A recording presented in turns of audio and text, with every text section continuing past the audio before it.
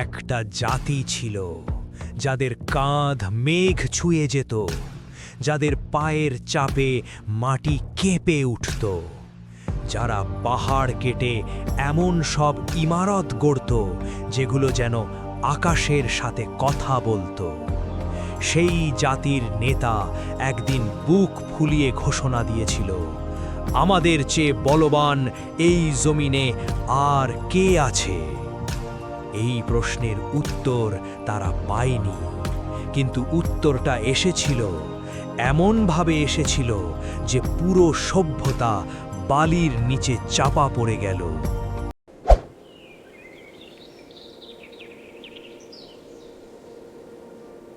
একটা জাতি ছিল যাদের কাঁধ মেঘ ছুঁয়ে যেত, যাদের পায়ের চাপে মাটি কিঁপে উঠত, যারা পাহাড় কেটে এমন সব ইমারত গড়ত যেগুলো যেন আকাশের সাথে কথা বলতো। সেই জাতির নেতা একদিন বুক ফুলিয়ে ঘোষণা দিয়েছিল, আমাদের চেয়ে বলবান এই জমিনে আর কে আছে? এই প্রশ্নের উত্তর তারা পায়নি, কিন্তু উত্তরটা এসেছিল, এমনভাবে এসেছিল যে পুরো সভ্যতা বালির নিচে চাপা পড়ে গেল। এটা আদ জাতির কাহিনী। নবী নূহ আলাইহিস সালাম যখন মহাপ্লাবনের সময় তার নৌকায় দাঁড়িয়েছিলেন, তখন তার এক অবাধ্য ছেলে নৌকায় উঠতে অস্বীকার করেছিল। নূহ আলাইহিস সালাম আকুল হয়ে ডেকেছিলেন, বাবা, ঈমান আনো, নৌকায় ওঠো, আজ সমস্ত পৃথিবী ডুবে যাবে। সেই ছেলে উত্তর দিয়েছিল, তোমার আল্লাহর দরকার নেই আমার, আমি যথেষ্ট উঁচুতে আছি, কোনো ঢেউ আমাকে স্পর্শ করতে পারবে না। কিন্তু একটি মাত্র ঢেউ পিতার চোখের সামনেই সন্তানকে গ্রাস করে নিল। নূহ আলাইহিস সালামের বুক ফেটে যাওয়া চিৎকার সেদিন আকাশে মিশে গিয়েছিল। এরপর নূহ আলাইহিস সালাম নৌকার ভেতরে সেজদায় লুটিয়ে পড়লেন। যে দুটি সন্তান বেঁচে ছিল তাদের জন্য তিনি আল্লাহর কাছে কাতর প্রার্থনা করলেন। তাদের ভবিষ্যৎ প্রজন্মকে শক্তিশালী করার জন্য দোয়া করলেন। আল্লাহ সেই দোয়া গ্রহণ করলেন। নূহ আলাইহিস সালামের কনিষ্ঠ পুত্র শামের বংশধরদের তিনি অসাধারণ দৈহিক ও মানসিক শক্তি দিয়ে পৃথিবীতে প্রতিষ্ঠিত করলেন। এই বংশধররাই হল আদ জাতি। বর্তমান ইয়েমেন ও ওমানের মাঝামাঝি আহকাফ অঞ্চলে তাদের বসতি ছিল। তাদের নগরীর নাম ছিল ইরাম। স্বয়ং কুরআনে আল্লাহ এই নগরীর বর্ণনা দিয়েছেন, সুউচ্চ স্তম্ভের শহর, যার তুলনা পৃথিবীতে আর কোথাও সৃষ্টি হয়নি। তাদের দেহের আকার ছিল অকল্পনীয়, দূর থেকে দেখলে মনে হতো পাহাড় হেঁটে আসছে। তাদের ঘরের প্রবেশ পথ এত উঁচু ছিল যে ঘোড়ায় চড়ে একজন মানুষ সহজেই ভেতরে প্রবেশ করতে পারত। তাদের রান্নার পাত্র ছিল পাথরের তৈরি, এত বিশাল যে পুরো গোষ্ঠীর খাবার একসাথে প্রস্তুত হয়ে যেত। নদীর ধারে, পাহাড়ের গায়ে তাদের পদচিহ্ন আজও খুঁজে পাওয়া যায়, যা দেখে মানুষ স্তব্ধ হয়ে যায়। কিন্তু এই অপরিসীম নেয়ামত তাদের কৃতজ্ঞ করেনি, বরং তাদের চোখে অহংকারের পর্দা পড়ে গিয়েছিল।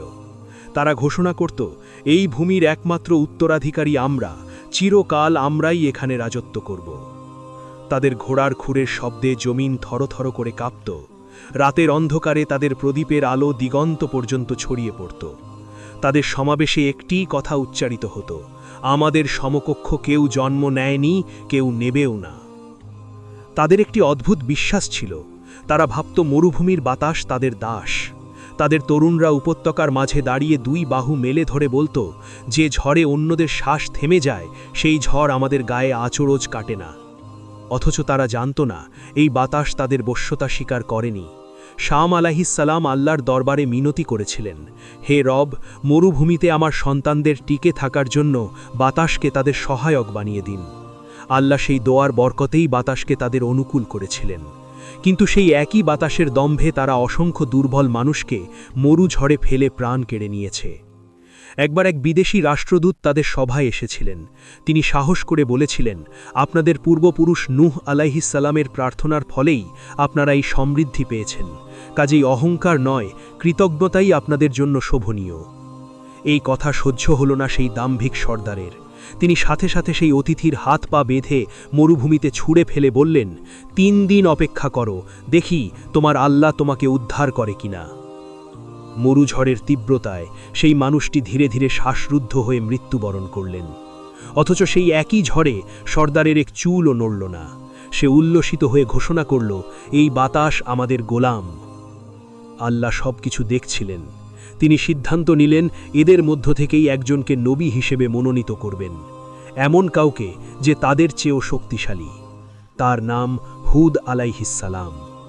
হুদ যখন বেড়ে উঠছিলেন, বয়োজ্যেষ্ঠরা নিশ্চিত ছিল এই ছেলে একদিন তাদের সেরা যোদ্ধা হবে, নতুন রাজ্য জয় করবে।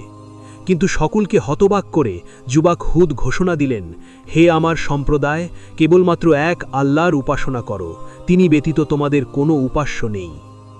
বয়োজ্যেষ্ঠরা ক্ষিপ্ত হয়ে গেল। তারা চিৎকার করে বলল, কি বলছো তুমি হুদ?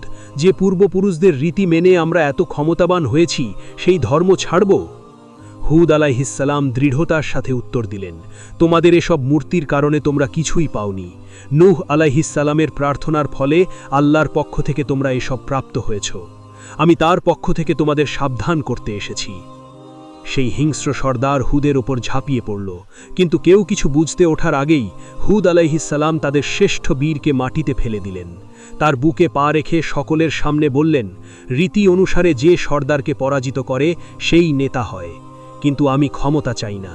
আমি তোমাদের এমন এক শাস্তির ভয় দেখাচ্ছি যার ভয়াবহতা তোমাদের কল্পনারও বাইরে।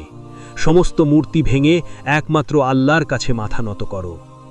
কিন্তু পাথরের দেওয়ালে যেমন পানি গড়িয়ে পড়ে, তাদের হৃদয়েও ঠিক তেমন ধাক্কা খেয়ে ফিরে আসত। হুদ আলাইহিসসালাম থামলেন না। প্রতিদিন তাদের হাটে, প্রাসাদে, বাড়িতে বাড়িতে গিয়ে আল্লাহর বাণী পৌঁছে দিতে থাকলেন। তারা তাকে পাগল বলল। বাচ্চারা তার কণ্ঠ নকল করে উপহাস করল। অনেকে তাকে দূর থেকে আসতে দেখলে গলি ঘুরে চলে যেত। একদিন হুদ তাদের রাজসভায় গেলেন। সোনার আসনে বসা সর্দারদের সামনে দাঁড়িয়ে বললেন, তোমরা কি স্বীকার করো আমি তোমাদের মধ্যে সবচেয়ে শক্তিশালী? সকলে মাথা নাড়ল। হ্যাঁ হুদ, আমাদের দেবতার আশীর্বাদে তুমিই সবচেয়ে শক্তিশালী। হুদ আলাইহিসসালাম গভীর হতাশায় বললেন, যদি আমাকে সবচেয়ে শক্তিশালী মানো, তবে শোনো, আমাদের সকলের শক্তির উৎস একমাত্র আল্লাহ। যদি তোমরা জুলুম আর অহংকার ত্যাগ না করো, তবে তিনি এমন এক ঝড় পাঠাবেন যা তোমাদের চিরতরে নিশ্চিহ্ন করে দেবে। সর্দাররা অট্টহাসি দিয়ে বলল, যে বাতাস আমাদের অনুগত, সে বাতাস দিয়ে তুমি আমাদের ধ্বংসের কথা বলছো? হাস্যকর। এরপর আল্লাহর চূড়ান্ত পরিকল্পনা বাস্তবায়ন শুরু হলো। প্রথমে এলো খরা। পূর্ণ 3 বছর আকাশ থেকে এক ফোঁটা বৃষ্টি পড়ল না। নদী শুকালো, কূপ খালি হলো, মাটি পাথরের মতো কঠিন হয়ে গেল। মানুষ আকাশের দিকে তাকিয়ে থাকত, কবে মেঘ আসবে, কিন্তু আকাশ নীরব। প্রথম বছরের খরায় হুদ আলাইহিসসালাম সেই তৃষ্ণার্ত সর্দারকে বললেন, মনে পড়ে সেই নিরপরাধ মানুষদের কথা যাদের তুমি মরুভূমিতে তৃষ্ণায় মরতে গিয়েছিলে? সর্দার ঘৃণা ভরে বলল, এসব তুচ্ছ সমস্যা, আমরা শক্তিশালী। দ্বিতীয় বছরে তাদের ঠোঁট শুকিয়ে গেল। ক্ষোভে তারা খালি কলসি দেয়ালে আছড়ে ভাঙতে লাগল। পশুরা মাটিতে লুটিয়ে পড়ল, তবু তারা মাথা নোয়াল না। তৃতীয় বছরে সেই উচ্চ কণ্ঠ, সেই দম্ভ, সেই হাসি সব নিভে গেল। যে হাত মরুভূমিতে নিরীহদের গলা চেপে ধরত, সেই হাত এখন এক চুমুক পানির জন্য কাঁপছে। এরই মাঝে রাতের আকাশে এক অলৌকিক গুঞ্জন ভেসে আসত। মেঘের গর্জনও নয়, বজ্রপাতও নয়, দূর থেকে যেন কেউ অদৃশ্যভাবে তাদের ডাকছে। কেউ কেউ ভয় পেলেও বেশিরভাগ বলল, পাহাড়ের ফাঁক দিয়ে বাতাসের আওয়াজ, ভয়ের কিছু নেই। দ্বিতীয় রাতে মাটি কেঁপে উঠল। তারা হেসে বলল, মাটিও আমাদের শক্তি দেখে ভীত, অথচ সেটা ছিল জমিনের শেষ সতর্কবাণী। তারপর একদিন আকাশে 3টি মেঘ ভেসে উঠল, একটি লাল, একটি সাদা, একটি ঘন কালো। আসমান থেকে ঘোষণা এলো, 3টির যে কোনো একটি বেছে নাও। সর্দাররা কালো মেঘ বেছে নিল। ওটেতেই পানি আছে, ওটাই আমাদের মুক্তি। তারা জানত না ওই মেঘে মুক্তি নেই, ওতে লুকিয়ে আছে তাদের সমাপ্তি। আকাশ অন্ধকার হয়ে এলো, বাতাস হিমশীতল হলো। বৃষ্টি আসছে ভেবে মানুষ উল্লাসে চিৎকার করল, দেখো বৃষ্টি এসে গেছে। কিন্তু ওটা বৃষ্টি ছিল না। প্রথম ঝাপটায় ধুলো, বালি, পাথর সব শূন্যে উড়ে গেল। দ্বিতীয় ঝাপটায় বিশাল বৃক্ষ উপড়ে পড়ল।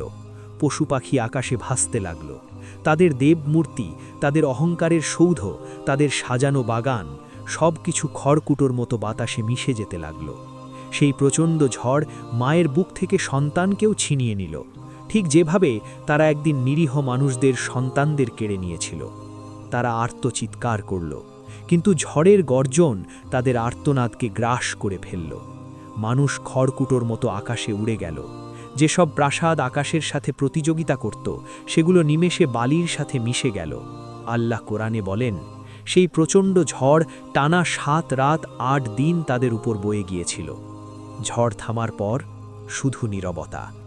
বালির সমুদ্রের উপর মানুষের দেহগুলো এমনভাবে পড়েছিল যেন সারি সারি শূন্য খেজুর গাছের কাণ্ড। কিন্তু যারা হুদ আলাইহিসসালামের ডাকে সাড়া দিয়েছিল তাদের আল্লাহ পাহাড়ের এক গুহায় নিরাপদে আশ্রয় দিলেন। সেখানে হুদ আলাইহিসসালাম সেজদায় পড়ে বললেন, হে আমার প্রতিপালক, আমাদের সেই পথে অবিচল রাখুন যে পথ আপনার দিকে নিয়ে যায়। তারপর তিনি পাহাড়ের চূড়ায় দাঁড়িয়ে সেই ধ্বংসস্তূপের দিকে তাকালেন। তার চোখ দিয়ে নীরবে অশ্রু গড়িয়ে পড়ল।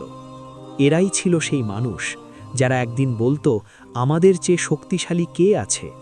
অথচ যে বাতাসকে তারা দাস মনে করত, আল্লাহ সেই বাতাস দিয়েই তাদের অস্তিত্ব মুছে দিলেন।